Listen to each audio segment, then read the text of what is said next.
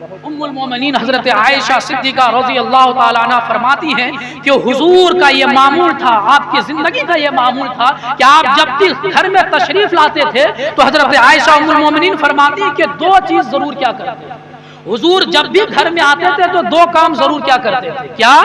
ایک حضرت عائشہ فرماتی ایک مسکرا کر کے گھر میں داخل ہوتے تھے، اور جیسے ہی گھر میں داخل ہوتے تو گھر والوں کو سلام کرتے تھے، چاہے وہ ام المومنین ہو چاہے وہ بچے کوئی بھی ہو، جیسے ہی گھر میں داخل ہوتے تھے تو گھر والوں کو کیا کرتے تھے؟ سلام کرتے تھے۔ آج ہم اور آپ پریشان ہیں اپنے گھریلو زندگی کو لے کر کے، اپنے گھر کے اندرونی حالات کو لے کر کے، میاں بیوی کے اندر محبت نہیں، ماں باپ کے درمیان پیار نہیں، بیوی بچوں کے درمیان محبت نہیں، یعنی گھریلو زندگی اندرونی مصیبتوں کو لے کر کے پریشان ہے۔ کبھی ہم پیر صاحب کے پاس جا رہے ہیں، کبھی ہم مولانا صاحب کے پاس جا رہے ہیں، کبھی ہم امام صاحب کے پاس جا رہے ہیں۔ کیوں جا رہے ہیں؟ کہ ایک ایسی تعویذ دے دیجئے جس کی برکت سے ہمارے گھر کے جو ماحول ہے اس میں تبدیلی آ جائے، گھر میں جو پریشانی ہے وہ دور ہو جائے، میاں بیوی میں جو تفرقہ ہے وہ ختم ہو جائے، باپ بیٹے میں جو دشمنی ہے وہ ختم ہو جائے، ماں بیٹی میں جو نفرت ہے وہ ختم ہو جائے۔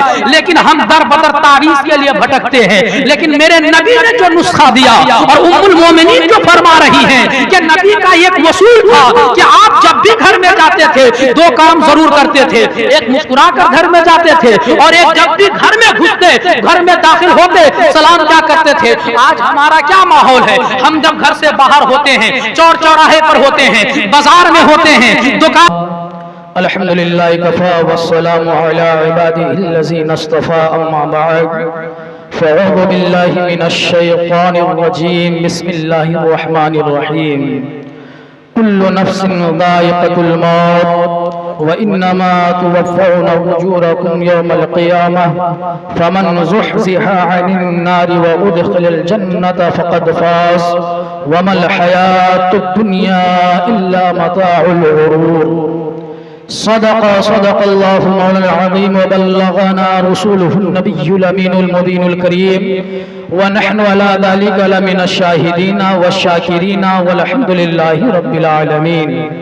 غوث اعظم بمن بے سر و سامہ مدد، غوث اعظم بمن بے سر و سامہ مدد، قبلہ دی مدد کعبہ ایمان مدد، بگرداب بلا افتادہ کشتی ضعیفان شکستہ رات و پشتی، بحق خواجہ عثمان ہارون مدد کن یا معین الدین چشتی، مدد کن یا معین الدین چشتی، مدد کن یا معین الدین چشتی۔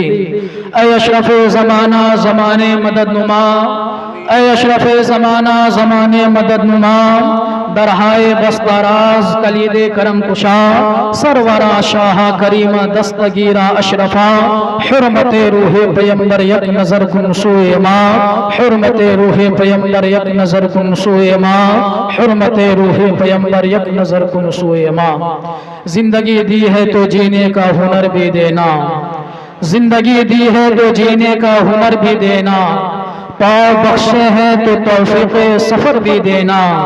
بولنا تو نے سکھایا کہ میں گونگا تھا، بولنا تو نے سکھایا کہ میں گونگا تھا، اب میں بولوں گا تو باتوں میں اثر بھی دینا، اب میں بولوں گا تو باتوں میں اثر بھی دینا۔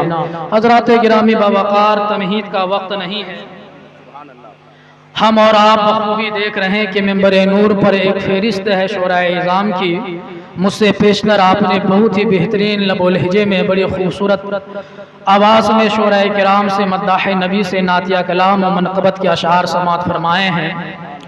اس لیے بغیر کسی قیل و قال کے میں اپنے موضوع کی طرف بڑھوں گا۔ اس سے پیشتر آئیے ہم اور آپ عقیدت اور محبت کے ساتھ نبی اور آل نبی کی بارگاہ مقدسہ میں جھوم کر درود پاک اللہم صلی علی سیدنا شفیعنا نبینا مولانا محمد بارک وسلم صلاۃ و سلام علیکہ یا حبیبی یا نبی اللہ صلی اللہ تعالی علیہ وسلم۔ جو آیت میں نے انتخاب کیا ہے آج کی تقریر کے لیے، اس پر میں کچھ روشنی ڈال دوں۔ اس سے پہلے نبی پاک صلی اللہ علیہ وسلم کی ایک حدیث آپ سماعت فرمائیں جو ہماری زندگی میں اور ہمارے لیے بہت ہی اہم ہے۔ اللہ کے رسول صلی اللہ علیہ وسلم فرماتے ہیں لا يدخلون الجنت حتی تؤمنوا، کہ تم جنت میں داخل نہیں ہو سکتے جب تک کہ تم مومن نہ ہو جاؤ۔ जन्नत में तुम नहीं जा सकते जब तक तुम ईमान वाला ना हो जाओ, मोमिन ना हो जाओ। आगे फरमाते हैं वला तुमिनु हक्का तहाब्बु, और तुम मोमिन नहीं हो सकते, ईमान वाला नहीं हो सकते जब तक आपस में एक दूसरे से मोहब्बत ना करने लग जाओ, एक दूसरे से प्यार ना करने लग जाओ, एक दूसरे से खुलूस और इलायत भाईचारगी पैदा ना कर लो। तुम्हारे दरमियान जब तक मोहब्बत पैदा नहीं होगी तुम ईमान वाले नहीं हो सकते। आगे मेरे नबी फरमाते हैं अवला अदुल्लकुम अला शैइन इज़ा फअलतमुहु तहाब्बतुम, क्या मैं तुम्हें एक ऐसी चीज की तरफ रहनुमाई ना कर दूं, क्या मैं तुम्हें एक ऐसा नुस्खा अता ना कर दूं, क्या मैं तुम्हें एक ऐसी बात ना बता दूं कि जब तुम उस पर अमल करने लग जाओ, उसको अपना लो अपनी जिंदगी में, तो तुम्हारे दरमियान मोहब्बत पैदा हो जाए, उल्फत प्यार पैदा हो जाए, खुलूस पैदा हो जाए, आपस में भाईचारगी पैदा हो जाए। सहाबा किराम अर्ज करते हैं कालू बला या रसूलल्लाह सल्लल्लाहु अलैहि वसल्लम, क्यों नहीं अल्लाह के रसूल, आप बताएं, करम फरमाएं, वो नुस्खा क्या है, वो तरीका क्या है, वो कौन सी बात है कि जिसको हम अपनी जिंदगी में उतार लें, जिस पर हम अमल करने लग जाएं तो हमारे दरमियान मोहब्बत पैदा हो जाए, हमारे दरमियान प्यार पैदा हो जाए, हमारे दरमियान भाईचारगी पैदा हो जाए। मेरे नबी फरमाते हैं अफशुस सलाम बैनकुम, क्या फरमाते हैं अफशुस सलाम बैनकुम, क्या आपस में सलाम को फैलाओ। क्या फैलाओ? देखिए हजरात, मैं अभी आपसे गुजारिश कर लूं, एक दरखास्त कर लूं कि जब तक आपकी तबीयत पर मेरे गुफ्तगू गिरा ना गुजरे तब तक आप हमें समाप्त कीजिए, और जैसे ही आपको लगे कि नहीं ये गुफ्तगू गिरा गुजर रही है, अब अक्ल और दिल जो है इसे तस्लीम नहीं कर रही है, तो आप मुझे कह देंगे, मैं अपनी तकरीर ख़त्म कर दूँगा। अगर आप चाहते हैं कि अपनी ज़िंदगी को कुछ संवारें, कुछ बनाएं और कुछ सीखें इस दुनिया में रह करके अल्लाह ने किस लिए पैदा किया, इस दुनिया में ज़िंदगी कैसे गुजारनी है, फिर कैसे अल्लाह के हुजूर पेश होना है, अगर आप अपनी आक़िबत और आखिरत को संवारना चाहते हैं तो आप गौर से थोड़ी देर के लिए मेरी तकरीर को सुनेंगे। इसलिए गुजारिश आपसे है कि मजमा से उठा बैठी आप ना कीजिए। अगर आपको उठा बैठी करना है, उठा बैठी करना है तो आप मुझे कह देंगे, हम अपनी तकरीर को खत्म कर देंगे। हुजूर ने क्या फरमाया कि अफशुस सलाम बैनकुम, सलाम को फैलाओ, सलाम को आम करो। सलाम को आम करने से होगा क्या? तुम्हारे दरमियान मोहब्बत पैदा हो जाएगी। और इस हदीस की तरतीब तो देखे, जुमले की तरतीब देखे, मेरे नबी ने क्या फरमाया कि तुम जन्नत में नहीं जा सकते। पहले क्या फरमाया? ला तदखुलूनल जन्नह, तुम जन्नत में नहीं दाखिल हो सकते। क्यों? कि जब तक तुम ईमान ना ले आओ, जब तक तुम मोमिन ना हो जाओ जन्नत में नहीं जा सकते। और मोमिन होगे कैसे, ईमान वाले बनोगे कैसे? तो हुजूर ने फरमाया जब तक तुम एक दूसरे से मोहब्बत ना करने लग जाओ, प्यार ना करने लग जाओ, जब तक तुम आपस में भाईचारगी पैदा ना कर लो, तुम्हारे दिल में ईमान पैदा नहीं होगा, तुम मोमिन नहीं हो सकते। तो कहने का एक तरतीब तो हुजूर ने इधर से रखा कि जन्नत में नहीं जा सकते जब तक ईमान नहीं लाओ, और ईमान पैदा होगा कैसे? मोहब्बत से। तो ये मोहब्बत कितनी बड़ी चीज है। इस मोहब्बत से हमारे दिल में ईमान पैदा होगा। जब ईमान पैदा होगा तो अल्लाह हमें क्या करेगा? जन्नत अता करेगा। जब मोहब्बत इतनी बड़ी चीज है तो हम मोहब्बत करें कैसे? आपस में भाईचारगी पैदा होगी कैसे? तो आगे मेरे नबी ने खुद फरमाया अफशुस सलाम बैनकुम, आपस में सलाम को फैलाओ, एक दूसरे से सलाम करो। ये सलाम की बरकत होगी कि तुम्हारे दरमियान मोहब्बत पैदा होगी, भाईचारगी पैदा होगी। अब जब तुम्हारे दरमियान मोहब्बत पैदा हो जाएगी, भाईचारगी पैदा हो जाएगी, तुम्हारे दिल में ईमान खिल उठेगा, और जब ईमान खिल उठेगा तो अल्लाह उसके एवज में जन्नत अता करेगा। सलाम की बरकत। और सलाम है क्या?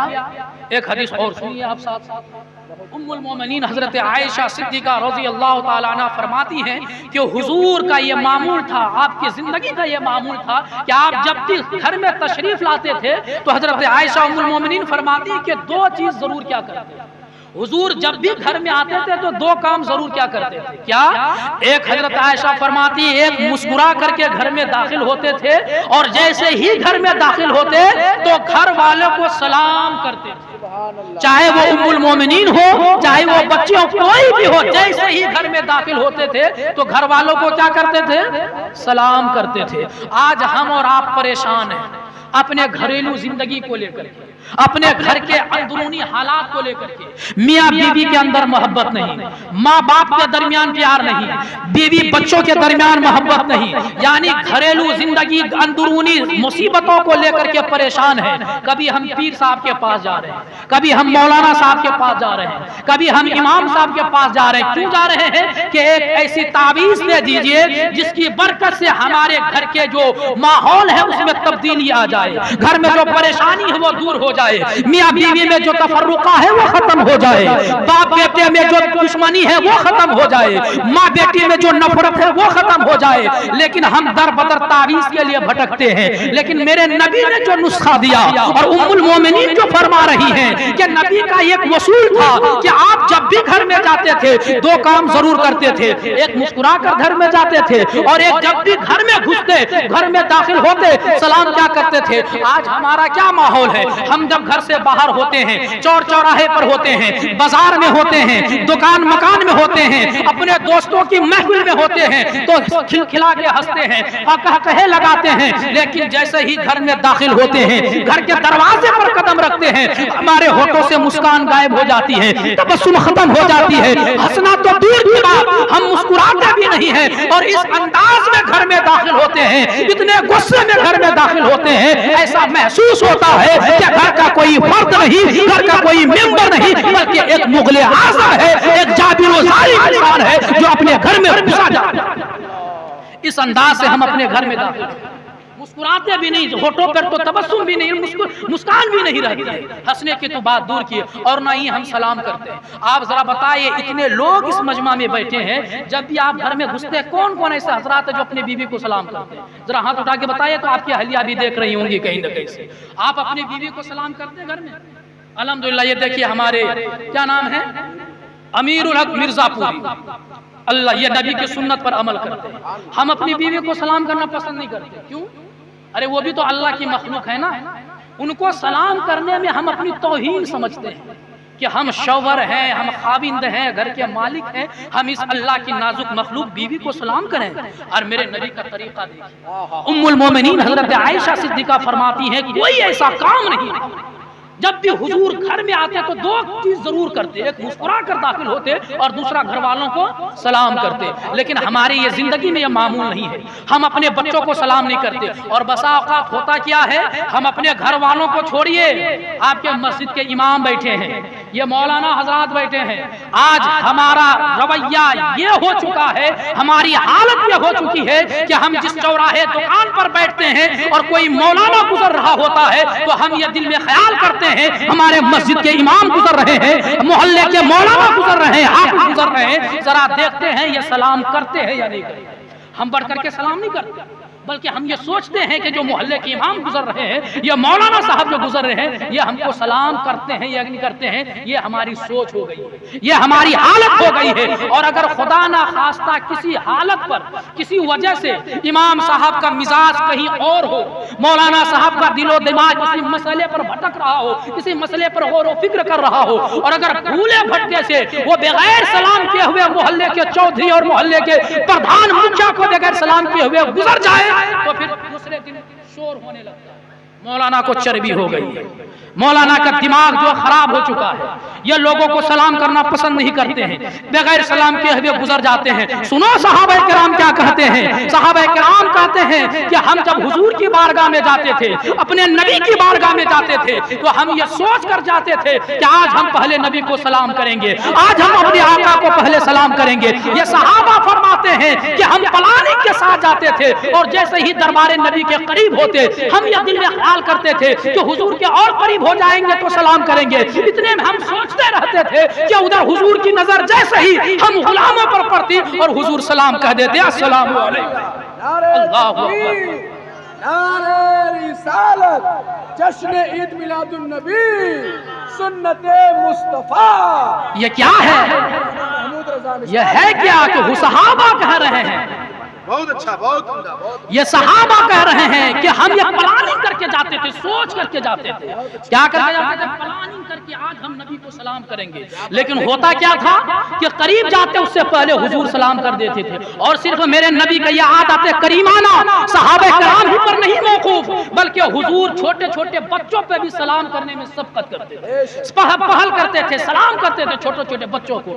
آج ہمارے گھر میں جب کوئی مہمان آتا ہے نا، کوئی نانی آ جائے، نانا آ جائے، کوئی مولانا صاحب آ جائے، تو ہم اپنے بچوں کو سلام کی تعلیم نہیں دیتے، اپنے بچوں کو سکھاتے نہیں۔ جب پھر کوئی مسجد کا امام مولانا آ کے بیٹھ جاتے ہیں اور کوئی بچہ ہو یا بچی اچھلتے ہوئے کودتے ہوئے مولانا کے قریب جاتا ہے، تو پھر وہ باپ شرماتے ہوئے کہتا بیٹا مولانا صاحب السلام۔ ہم نے اس کو سکھایا نہیں، ہم نے اس کو بتایا نہیں۔ اگر کاش ہم نبی کی سنت پر عمل کرتے اور گھر میں داخل ہوتے ہوئے ماں آئے سلام کرے، بیوی آئے سلام کرے، بیٹا آئے سلام کرے، چھوٹے بچے ہو یا بچی جو آئے نظر پہلے پڑے سلام کرے۔ اگر ہم نے یہ معمول بنایا ہوتا اپنے بیٹوں کو پہلے ایک بار سلام، دو بار سلام، یہ 3 دن 4 دن لگاتار اگر ہم اپنے معمول بنا لیتے تو 5ویں دن یہ کہنے کی ضرورت نہیں ہوتی کہ مولانا صاحب آئے ہیں سلام کرو، تمہارے نانا آئے ہیں سلام کرو، بلکہ وہ آپ کو دیکھ کر کے بچہ آپ سے سیکھ کر کے اپنے نانا کو سلام کرتے، مولانا کو سلام کرتے۔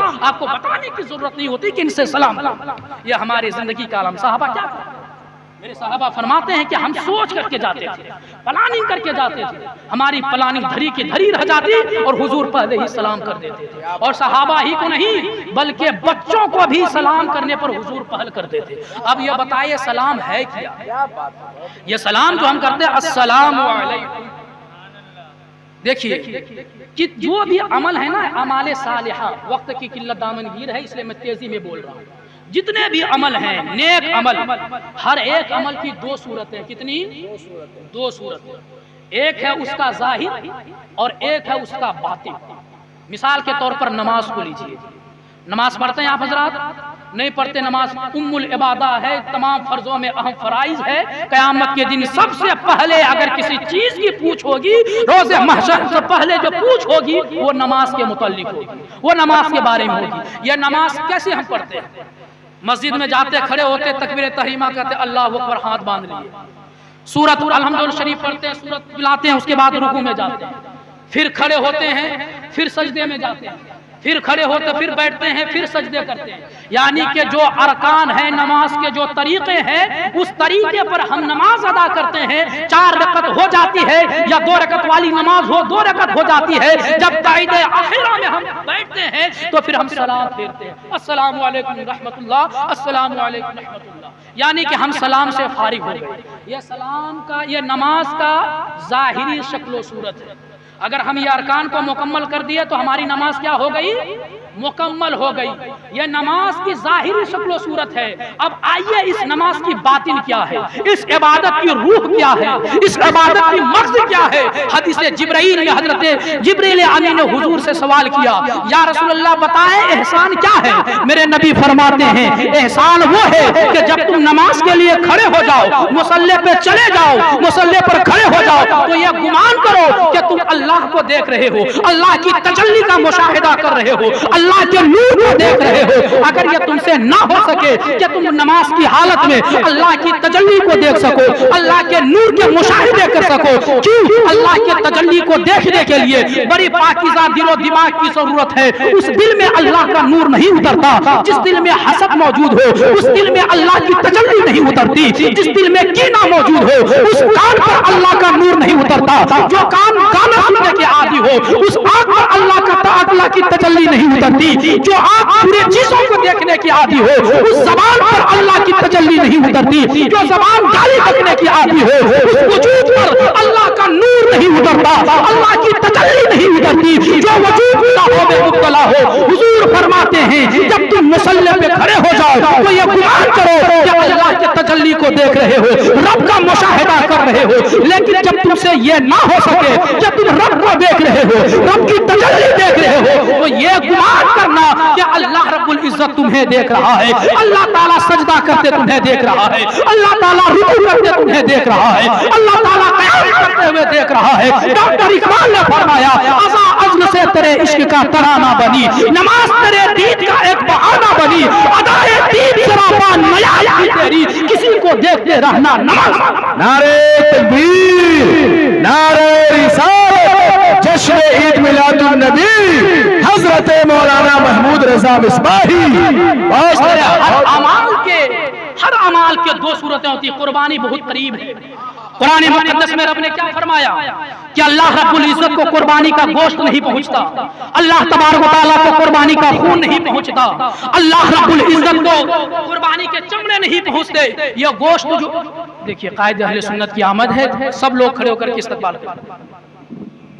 ہم سب کے قائد، ہمارے وجود کے محافظ، ہمارے ایمان کے محافظ، ہمارے عقیدے کے محافظ، ہمارے علم کے محافظ، اور بالخصوص شہر شمستی پور کی سنیت کے محافظ حضرت علامہ و مولانا قاری مطیع الرحمان صاحب قبلہ مد ظلہ العالی والنورانی منبر نور پر جلوہ بار ہو چکے ہیں۔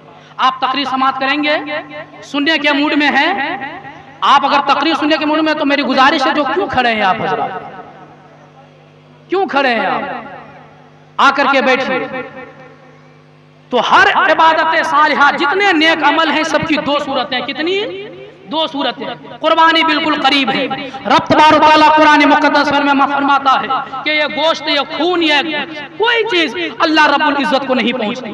یہ گوشت ہم کھا لیتے ہیں، یہ خون نالیوں میں بہ جاتا ہے، یہ چمڑے مختلف تنظیمیں مدرسے لے کر کے چلے جاتے ہیں، اللہ رب العزت کو پہنچتا کیا ہے؟ رب فرماتا ہے وہ تمہارے دل کی طہارت ہے، وہ تمہارے دل کی پاکیزگی ہے، وہ تمہارا تقویٰ ہے جو رب کو پہنچتا ہے۔ تم نے کس نیت کے ساتھ قربانی کی ہے وہ نیت رب کو پہنچتی ہے۔ اب یہ سلام ہے، اعمال صالحہ ہے، نیک عمل ہے، اس کی بھی دو صورتیں ہیں۔ ایک تو وہ ظاہری جسے ہم کہتے ہیں السلام علیکم، یہ اس کی ظاہری شکل و صورت ہے۔ اب اس حدیث سلام کی باطنی شکل و صورت کیا ہے؟ ایک حدیث سے آپ سماعت کریں۔ ایک صحابی رسول میرے نبی پاک صلی اللہ علیہ وسلم اس صحابی کے دولت قدے پر جاتے ہیں اور گھر کے دروازے پر جاتے ہیں تو سلام کرتے ہیں۔ کیا کرتے ہیں؟ سلام کرتے ہیں، السلام علیکم، سلام کرتے ہیں۔ صحابہ کرام یہ عرض کرتے، راوی روایت کرتے ہیں کہ وہ صحابہ جو تھے وہ گھر کے اپنے دروازے کے بالکل قریب تھے، کیونکہ اس زمانے میں جو گھر ہوا کرتا تھا آج کے زمانے کی طرح نہیں ہوا کرتا تھا کہ مین ڈور کہیں ہے، بیڈ روم کہیں ہے، بلکہ چھوٹے چھوٹے کمرے پر مشتمل گھر ہوا کرتے تھے، اور جہاں پہ دروازہ شروع ہوتا ختم ہوتا وہیں سے گھر شروع ہو جاتا تھا۔ آج کا کیا ہے کہ مین ڈور کہیں ہے، اس کے 200-100 میٹر کی دوری پر بیڈ روم ہے۔ آپ کسی کے گھر پر جائیں، پہلے بیل بجائیں، اندر آواز آئے گی، پھر وہاں سے لوگ آئیں گے، دروازہ کھولیں گے، تب سلام کریں۔ لیکن نہیں، اس زمانے میں چونکہ غربت کا زمانہ تھا، ابتدائی اسلام کا زمانہ تھا، گھر وہیں سے شروع ہوتا جہاں سے دروازہ ختم ہوتا۔ میرے نبی ایک صحابی کے دروازے پر گئے، سلام کیے۔ جب سلام کیے تو صحابی عرض کرتے کہ میں نے سلام کا جواب دیا، لیکن اتنے دھیمی آواز میں جواب دیا، اتنے دھیرے آواز سے جواب دیا کہ میری آواز حضور کے کان تک نہیں پہنچے۔ میرے نبی کو جب سلام کا جواب نہیں آیا، پھر سے میرے حضور نے سلام کیا، پھر سے اس صحابی رسول نے سلام کا جواب دیا، لیکن جان بوجھ کر کے اتنے دھیرے سے جواب دیا کہ سلام کا جواب حضور تک نہ پہنچے۔ حضور نے 3 مرتبہ سلام کیا، جب 3 مرتبہ جواب نہیں آیا، میرے نبی اس صحابی کے گھر سے جانے لگے۔ صحابہ کرام تو خوشبو رسول سے، پسینے کی خوشبو سے یہ پہچان لیتے تھے حضور قریب آ رہے ہیں یا دور جا رہے ہیں۔ جیسے ہی پسینے کی خوشبو دور جاتی محسوس ہوئی، صحابہ رسول دروازے سے باہر نکلے، حضور کو سلام کیا۔ میرے نبی فرماتے ہیں میں تمہارے دروازے پر آیا، تم کو سلام کیا۔ صحابہ رسول کہتے ہیں یا رسول اللہ آپ کا سلام مجھ تک پہنچا، میں نے سنا اور میں نے آپ کے سلام کا جواب بھی دیا۔ میرے نبی فرماتے ہیں ایک بار نہیں بلکہ 3 بار میں نے تم کو سلام کیا۔ صحابی رسول عرض کرتے ہیں یا رسول اللہ میں نے ایک نہیں بلکہ 3 مرتبہ آپ کو سلام کیا، 3 مرتبہ آپ کے سلام کا جواب دیا۔ حضور فرماتے ہیں تمہارے سلام کے جواب کہ آواز مجھ تک نہیں پہنچی۔ صحابی رسول عرض کرتے یا رسول اللہ میں جان بوجھ کر کے دھیرے آواز میں سلام کا جواب دیتا تھا۔ میرے نبی نے فرمایا کیا مطلب، کیوں تم جان بوجھ کر کے دھیرے آواز میں سلام کا جواب دے رہے تھے؟ صحابی رسول عرض کرتے یا رسول اللہ یہ سلام ایک دعا ہے، آپ نے جیسے کہا السلام علیکم، گویا کہ آپ نے اپنے زبان تطہیر سے مجھ پر سلامتی بھیجی، تو مجھے یہ گوارا نہ ہوا کہ وہ زبان تطہیر سے میرے حق میں صرف ایک مرتبہ دعا نکلے، اس لیے میں جان بوجھ کر کے دھیرے آواز میں جواب دیتا تھا تاکہ آپ کی زبان اقدس سے، زبان تطہیر سے میرے حق میں ایک نہیں بلکہ بار بار دعا نکلتی رہے اور میں بار بار اس دعا کو لیتا رہا۔ السلام علیکم ہے کہ السلام علیکم، تم پر سلامتی ہو۔ اے میرے دوست، آپ جس کو سلام کر رہے ہیں، اے میرے دوست، اے میرے احباب، اے میرے باپ، اے میری ماں، میری جانب سے آپ کو سلام، یعنی کہ جب بھی میرے طرف سے آپ کو اگر کوئی چیز پہنچے گی تو سوائے سلامتی کے کچھ نہیں پہنچے گی۔ اور سلام کا ایک فائدہ یہ بھی ہے کہ جب کوئی سلام کرتا ہے، جس کو سلام کرتا ہے، وہ دونوں حضرات غیر مرئی مخلوق کے شر سے محفوظ ہو جاتے ہیں۔ غیر مرئی مخلوق کسے کہتے ہیں؟ وہ مخلوق جو ہمیں نظر نہیں آتی۔ اللہ کی بے شمار مخلوقات ہیں، ان میں سے کچھ مخلوق ایسی ہیں جسے ہم دیکھ نہیں سکتے۔ غیر مرئی مخلوق ہمارے ساتھ رہتی ہے جسے ہم بھوت پریت جن وغیرہ کے نام سے جانتے ہیں۔ جب کوئی شخص سلام کرتا ہے، یہ ایسی دعا ہے کہ انسان جس کو سلام کیا جائے اور جو سلام کرتا ہے، دونوں غیر مرئی مخلوق کے شر اور اس کی مصیبت سے محفوظ ہو جاتے ہیں۔ اب آپ ایک سوال کریں گے کہ مولانا ہم تو سلام کرتے رہتے ہیں، ایک دوسرے سے جب آتے سلام کرتے ہیں، جب ملاقات ہوتی سلام کرتے ہیں، لیکن ہمارے درمیان یہ محبت پیدا ہوتی کہاں؟ یہ نفرت کیوں ختم نہیں ہو رہی؟ جبکہ ہم سلام کو پھیلا رہے ہیں، عام کر رہے ہیں، محبت کیوں نہیں پیدا ہو رہی ہے؟ نفرت مٹ کیوں نہیں ہو رہی؟ تو آئیے ایک مثال سے میں آپ کو سمجھاؤں۔ ابھی آپ نے دیکھا کہ اسٹیج پر عطر کی ایک شیشی، اب آپ بتائیں کہ عطر کی شیشی کے اگر ڈھکن کو بند کر کے پورے مجمع میں گھمایا جائے، ہر ایک کے ہاتھ میں دیا جائے، ڈھکن ہم نے کھولا نہیں، عطر کی شیشی ہے، ڈھکن کو بند رکھے ہوئے، اور مولانا افضل کے کپڑے میں خوب رگڑ رہے ہیں، مولانا افتخار کے کپڑے میں رگڑ رہے ہیں، حضور قائد اہل سنت کو پیش کر رہے ہیں، محفل میں ایک ایک سب لوگوں کے کپڑے میں گھس رہے ہیں، ہاتھوں میں دے رہے ہیں، کیا خوشبو پھیل جائے گی؟ آپ بولیے نا، بات سمجھ میں آ رہی ہے کہ نہیں آ رہی؟ بغیر ڈھکن کھولے ہوئے عطر کی خوشبو پھیلے گی، تو خوشبو پھیلانے کے لیے کیا کرنا ہوگا؟ ڈھکن کو کھولنا ہوگا۔ جب تک ہم ڈھکن کھولیں گے نہیں، وہ خوشبو پھیلے گی نہیں، وہ بے سود ہو جائے گی۔ اور جیسے ہی ہم ڈھکن کھول کر کے عطر کو پھیلائیں گے، ہر ایک کا مسام جام معطر ہو جائے گا، خوشبو پھیل جائے گی۔ بلا تمثیل میں کہنا چاہوں گا، اسی طرح سے سلام کو ڈھکن کا بند کر کے سلام نہ کیجئے، بلکہ جس کے لیے آپ سلام کر رہے ہیں، جس کو آپ سلام کر رہے ہیں، اس کے لیے اپنے دل سے سارے کینے کو دور کیجئے، سارے حسد کو دور کیجئے، سارے بغض کو دور کیجئے۔ جب اس کے لیے مصیبت دور ہو جائے گی، ان کی دشمنی دل سے دور ہو جائے گی، حسد دور ہو جائے گی، بغض و کینہ دور ہو جائے گا، پھر سلام کا ڈھکن کھول کر کے آپ سلام کریں گے تو حضور کا جو فرمان ہے، افشوا السلام بینکم، اور سلام کی وجہ سے محبت پیدا ہوگی، تو یقیناً سلام کی وجہ سے محبت۔ اور جب تک یہ ڈھکن کھول کر کے آپ سلام نہیں کریں گے نا، تو زندگی بھر آپ سلام کرتے رہ جائیں گے، زندگی بھر سلام کریں۔ آپ ہم ان سے سلام کریں، السلام علیکم، زبان سے دعا دے رہے ہیں کیا؟ کہ تم پر سلامتی ہو، میرے جانب سے بھی، رب کے جانب سے بھی، اور ان کے لیے اپنے دل میں اتنی دشمنی لیے ہوئے، دل میں بد دعا کر رہے ہیں کہ تباہ ہو جائے، دل میں بد دعا کر رہے ہیں کہ ان کی دولت ختم ہو جائے، دل میں بد دعا کر رہے ہیں کہ تباہ و برباد ہو جائے۔ تو بتائیے کیا اس سلام سے کوئی فائدہ ہونے والا ہے؟ نہیں۔ جب بھی سلام ہم کریں تو سلام کی جو مغز ہے، جو اس کا باطن ہے، ہمیشہ ڈھکن کھول کر کے سلام کریں۔ درود پاک کا نذرانہ پیش کریں، پڑھیں بابا سے بلند، اللہم صلی علی سیدنا شفیعنا نبینا بارک وسلم صلاۃ و سلام علیک یا رسول اللہ صلی اللہ علیہ وسلم۔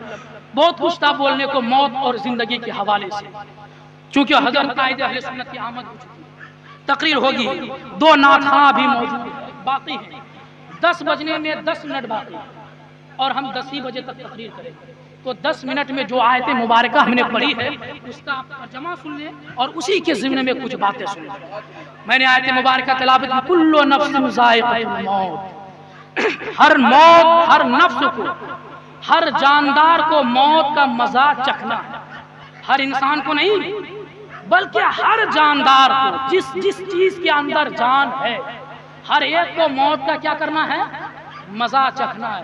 یہ آیت سب کو یاد ہے کہ نہیں؟ ذرا بتائیں آپ، کل نفس ذائقۃ الموت، یہ آیت سب کو یاد ہے، ترجمہ بھی یاد ہے، ہر نفس کو موت کا مزہ چکھنا ہے۔ لیکن اس آیت کے بعد میں اللہ رب العزت نے کیا فرمایا وہ کسی کو یاد ہے؟ یاد ہے؟ اس آیت میں اس کے بعد یہ مکمل آیت نہیں، ایک ٹکڑا ہے آیت کے، اس ٹکڑے میں اسی موت کا فلسفہ موجود ہے۔ کیا ہے؟ موت کا فلسفہ موجود ہے۔ اور ہمارے علماء حضرات، خطیب حضرات بھی، ہم سے یہ غلطی ہوئی کہ ہم نے جب بھی موضوع کا انتخاب کیا موت پر، تو ہم نے صرف آیت کے ایک ہی ٹکڑے کو چنا، کلو نفس ذائقۃ الموت، ہر نفس، ہر جاندار کو موت کا مزہ چکھنا۔ لیکن اس کے بعد کیا ہونا ہے اس کو ہم نے موضوع کا انتخاب نہیں کیا، اس کو پڑھا ہی نہیں۔ عوام تو عوام چھوڑیے، خاص کو بھی حضرت معلوم نہیں ہے کہ اس کے بعد ہے کیا اور موت کا فلسفہ کیا۔ اس کے بعد اللہ رب العزت ارشاد فرماتا ہے وَإِنَّمَا، کیا میں نے پڑھا تھا؟ کُلُّ نَفْسٍ ذَائِقَةُ الْمَوْتِ وَإِنَّمَا تُوَفَّوْنَ أُجُورَكُمْ يَوْمَ الْقِيَامَةِ، کہ ایک دن ایسا آنے والا ہے، کُلُّ نَفْسٍ ذَائِقَةُ الْمَوْتِ، یہ موت کے بعد ایک دن ایسا آنے والا ہے جس دن ہر ایک کو ٹھیک ٹھیک برابر برابر اس کے حساب و کتاب کر دیا جائے گا۔ ایک دن ایسا آنے والا ہے جس دن ہر ایک کو اس کے نام اعمال کے مطابق ٹھیک ٹھیک صحیح صحیح اس کے حساب و کتاب کر دیا جائے گا۔ وہ دن کیا ہے؟ یوم القیامہ، وہ دن ہے قیامت کا دن۔ قیامت کا دن، مرنے کے بعد زندگی ختم نہیں ہو جائے گی۔ آج ہم یہ سوچتے ہیں، آج تو سب سے بڑی وجہ ہے کہ موت کو ہم یاد نہیں کرتے، جبکہ حضور نے کیا فرمایا؟ صحابی راوی روایت کرتے ہیں کہ ہم لوگ مسجد نبوی میں تھے اور کسی بات پر ہنس رہے تھے، اتنے میں حضور تشریف لائے مصلی پر، اور جب حضور نے دیکھا کہ ہم لوگ ہنس رہے تو میرے نبی نے فرمایا اگر لذتوں کو توڑ دینے والی چیز کو تم کثرت کے ساتھ یاد کرتے تو اس طرح تم کبھی نہیں ہنستے۔ کیا فرمایا حضور نے؟ حضور نے کیا فرمایا کہ اگر موت، اگر لذتوں کو توڑ دینے والی چیز کو تم کثرت سے یاد کرتے تو اس طرح کبھی نہیں ہنستے۔ آگے میرے نبی نے خود فرمایا وہ لذتوں کو توڑ دینے والی چیز، وہ خواہشات کو ختم کر دینے والی چیز کیا ہے؟ تو موت ہے۔ کیا ہے؟ موت ہے۔ جب جب دل میں خواہشات پنپ رہی ہو، لذتیں انگڑائی لے رہی ہو، نفس اور ہاتھ میں شراب کے بوتل ہو، پاؤں چوری کی جگہ پہ جا رہے ہو اور کوئی کن پٹی پہ پستول رکھ دے تو بتائیے ساری لذتیں، ساری خواہشات ہوا ہو جائے گی نہیں ہو جائے گی؟ بولیے نا۔ آپ کوئی برا کام کر رہے ہیں، شراب پینے جا رہے ہیں، گلاس کو بھی منہ پہ لگائے بھی نہیں تھے، کسی نے کن پٹی پہ پستول رکھ دیا، بتائیے وہ نفس جو شراب کی عادی ہو چکی ہے، جس کی لذتیں آپ حاصل کرنا چاہ رہے ہیں، وہ ختم ہو جائے گی نہیں ہو جائے گی؟ وہ فوراً ہوا ہو جائے گی۔ کیوں؟ اس لیے کہ موت یاد آ گئی۔ کن پٹی پہ پستول ہے تو موت یاد آ گئی تو ساری لذتیں، ساری خواہشات ختم، ہوا ہو گئی۔ تو یہ جذبہ صرف کن پٹی پر پستول رکھنے کے وقت نہیں ہونا چاہیے، بلکہ زندگی کے ہر لمحے، ہر موڑ، ہر آن پر یہ جذبہ ہونا چاہیے کہ موت کا فرشتہ کب آ جائے اور ہماری روح قبض ہو جائے اور ہم اللہ کے حضور پہنچ جائے۔ یہ جذبہ ہمہ وقت ہونا چاہیے۔ میرے حضور نے کیا فرمایا کہ لذتوں کو توڑنے والی چیز کو کثرت سے یاد کرو، وہ کیا ہے؟ موت۔ تو میں عرض کر رہا تھا کہ ایک دن ایسا آنے والا ہے کہ اللہ رب العزت ٹھیک ٹھیک برابر برابر کر کے سب کے حساب و کتاب کر دے گا۔ چھوٹی سی چھوٹی نیکی اگر ہم نے کیا ہے اس کا بھی حساب ہوگا، اس کا بھی جزا دیا جائے گا، اور چھوٹا سا چھوٹا اگر گناہ بھی ہم نے کیا ہے تو اس کا بھی جزا دیا جائے گا، اس کا بھی عذاب دیا جائے گا۔ اللہ رب العزت یہ نہیں فرمائے گا کہ بہت حقیر سی نیکی ہے، بہت چھوٹی سی نیکی ہے، اسے درگزر کر دو، نہیں، بلکہ قرآن مقدس میں اللہ رب العزت ارشاد فرماتا ہے وَمَن يَعْمَلْ مِثْقَالَ ذَرَّةٍ خَيْرًا يَرَهُ وَمَن يَعْمَلْ مِثْقَالَ ذَرَّةٍ شَرًّا يَرَهُ، کہ جو ذرہ برابر بھی نیکی کیا ہے وہ بھی اس دنیا میں دے، وہ بھی قیامت کے دن دیکھے گا، اور جو ذرہ برابر گناہ کیا ہے وہ بھی قیامت کے دن دیکھے گا۔ اللہ نے فرمایا کہ ایک دن وہ قیامت کا دن ہے جس کو ٹھیک ٹھیک برابر برابر سب کو اس کے جزا حساب و کتاب کر دیا جائے گا۔ آگے رب فرماتا ہے فمن زحزح عن النار، تو جو شخص اس دن جہنم کے آگ سے بچا لیا گیا، وَأُدْخِلِ الْجَنَّةِ، اور جنت میں داخل کر دیا گیا، فقط فاز، وہی شخص کامیاب ہے۔ کیا فرمایا رب نے؟ وہی شخص کامیاب ہے۔ کون؟ جو قیامت کے دن جہنم کے آگ سے بچا لیا گیا اور جنت میں داخل کر دیا گیا وہ شخص کامیاب ہے۔ ذرا آپ اپنے دل میں ہاتھ رکھ کر کے سوچیں کہ کامیابی کی ضمانت کس کو ملی؟ اس کو کہ جو 2 کروڑ کا بنگلہ چھوڑ کر کے مر گیا، جو 5 بیگھہ کی زمین چھوڑ کر کے مر گیا، یا دنیا میں بیٹے بیٹیوں کے لیے عالیشان عمارت اور کوٹھیاں بنا کر کے چھوڑ کر کے چلا گیا، نہیں، اس کے لیے کامیابی کی ضمانت اللہ رب العزت نے نہیں لیا ہے، بلکہ اس شخص کے لیے اللہ نے ضمانت کامیابی کی ضمانت لیا ہے جو قیامت کے دن جہنم کی آگ سے بچا کر کے جنت میں داخل کر دیا جائے۔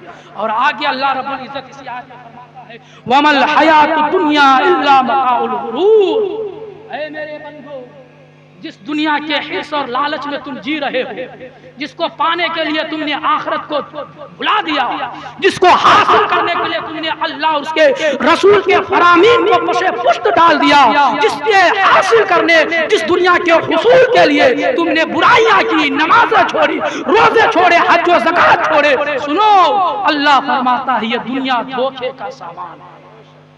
کون فرما رہا ہے؟ یہ دنیا کا بنانے والا رب کہہ رہا ہے یہ دنیا دھوکے کا سامان ہے۔ ایک مثال دوں میں آپ کو، یہ موبائل ہے ہمارے پاس، 40,000 50,000 کے ہم موبائل رکھتے ہیں۔ اگر اس کا بنانے والا جس کمپنی ویوو کمپنی کا موبائل ہم چلا رہے ہیں، اگر ویوو کمپنی والا کہہ دے کہ اس موبائل میں دھوکا ہے، کیا ہے؟ اس موبائل میں دھوکا ہے، فریب ہے، فریب، کیا آپ اس موبائل کو خریدیں گے؟ بولیے نا۔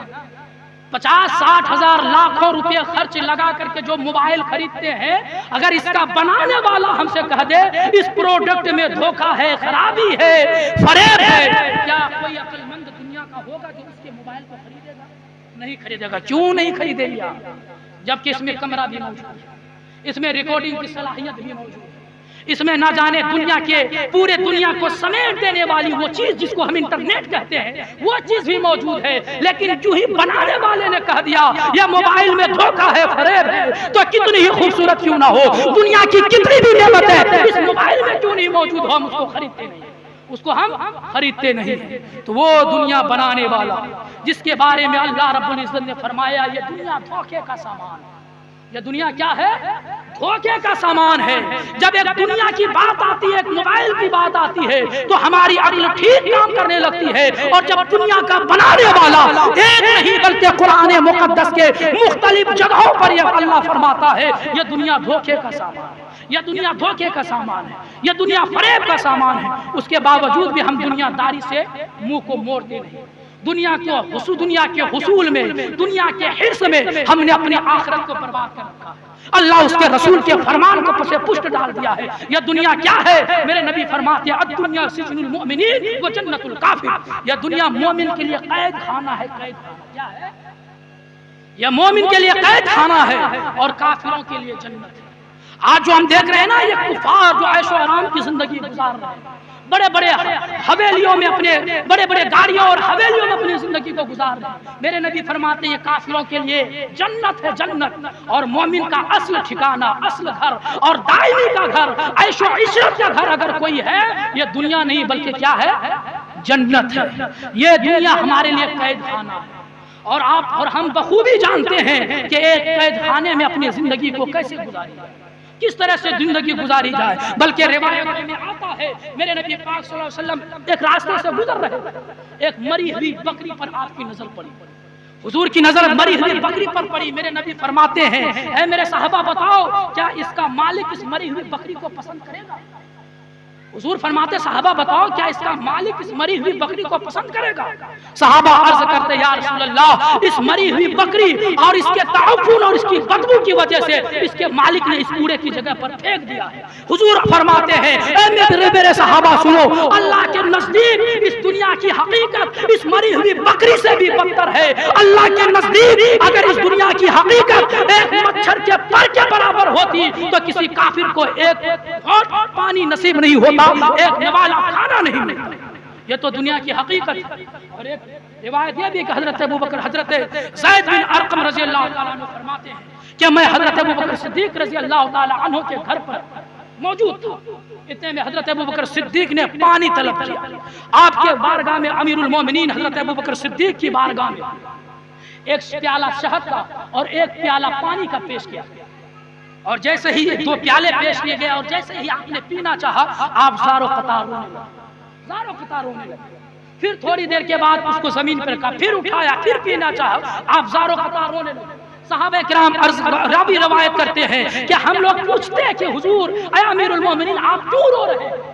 اتنے میں حضرت ابوبکر صدیق نے کہا کہ سنو ایک مرتبہ ہمیں اپنے نبی اپنے حضور کے ساتھ ہمراہی کا موقع ملا سفر کا موقع ملا میں نے کیا دیکھا ایک نظر آنے والی چیز کو اللہ کے رسول اپنے ہاتھ سے دور کر رہے تھے جو چیز نظر نہیں آ رہی تھی اس چیز کو اللہ کے رسول دور کرے تو دور ہو جاؤ ہٹ جاؤ حضرت ابوبکر صدیق عرض کرتے یا رسول اللہ وہ نظر نہ آنے والی چیز ایسی کون سی چیز ہے جس سے آپ اپنے دامن کو بچا رہے ہیں اپنے ہاتھ کو جھڑک رہے ہیں حضور فرماتے ہیں ابوبکر صدیق ابھی میرے پاس یہ دنیا آئی تھی یہ دنیا میں نے اسے جھڑک دیا سے بھگا دیا کہ تمہاری حاجت نہیں تو دنیا نے یہ کہہ کر کے مجھ سے دور ہو گئی کہ یا رسول اللہ آپ نے تو اس وقت دنیا کو جھڑک دیا ہے مجھ سے اپنے ہاتھ کو جھڑک دیا ہے اپنے دامن کو بچا لیا ہے لیکن آپ کے امتی میں سے کچھ لوگ آئیں گے جو دنیا کے حصول کے لیے دنیا کے حصے کے لیے دنیا کو حاصل کرنے کے لیے اپنی آخرت کو بھول جائیں گے حضرت ابوبکر صدیق کہتے ہیں